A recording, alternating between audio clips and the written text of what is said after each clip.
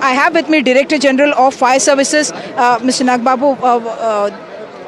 This fire has taken 17 lives. Some of the locals seem to indicate that the fire engines actually came late, and also I heard you mention that you actually responded very quickly and the fire engine had come quickly, but they said two of the fire engines had run out of water. Is that accurate? See, there was a fire call at 6:16. Then fire engine was dispatched from Moghalpura at 6:17. So it takes 2-3 minutes or 4-5 minutes to reach the location.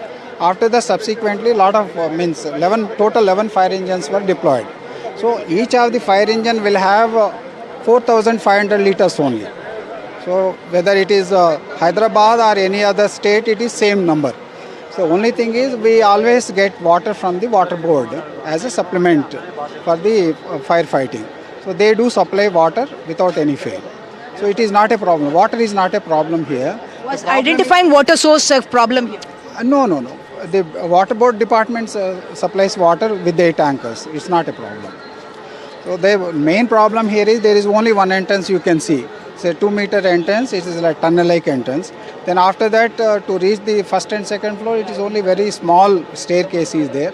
So in case of fire, there is no way of escape for the people. Only 4 people could go to the upper floor, and then they were rescued by the ladders. And then rest of the 17 people were brought down by the fire department staff with their breathing apparatus.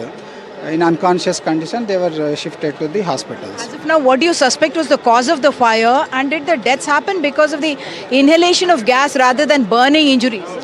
So the cause of fire, in all probability, whatever our people estimated is the fire started at the mains, the electric mains, and then it spread to the shops which are in the ground floor, and then the smoke spread to the other floors, and then of course subsequently lot of heat generated in that area, and then it caused some blast, some equipment damage inside. Domestic cylinder also blast?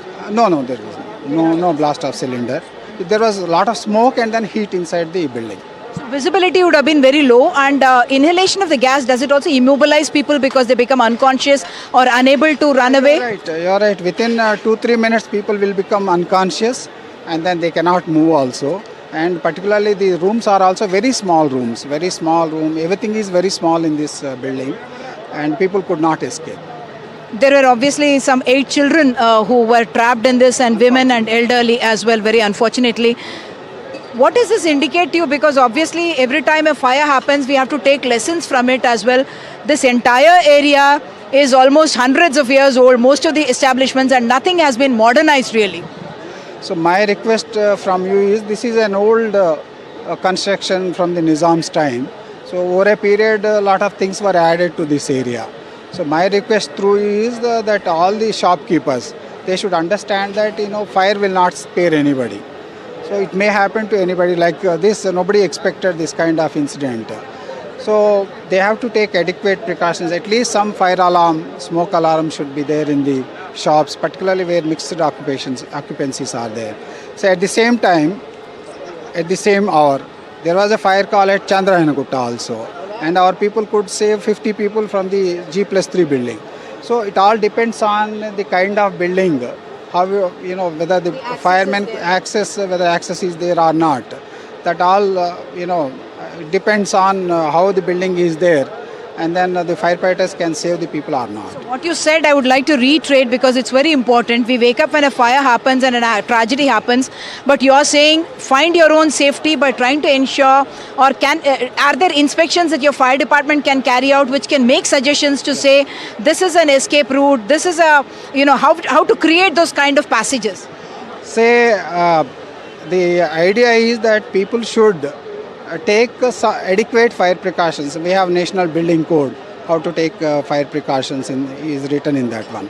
So we have also conducted more than 9,000 awareness campaigns during last 1 year itself in most of the localities, including business complexes also, to take fire precautions.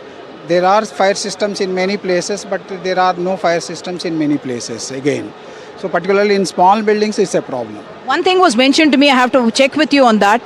Just 2 days ago, the contestants for the Miss World were doing a photo shoot there, and I'm being told that at that time a lot of wiring here was removed, because of which the burden may have gone to one wire. Is that accurate, or is that an inaccurate assessment? Because the other side we can see still there's a lot of wiring still. I don't know, madam. That electrical people only should be able to tell. I cannot tell. Okay, thank you, sir.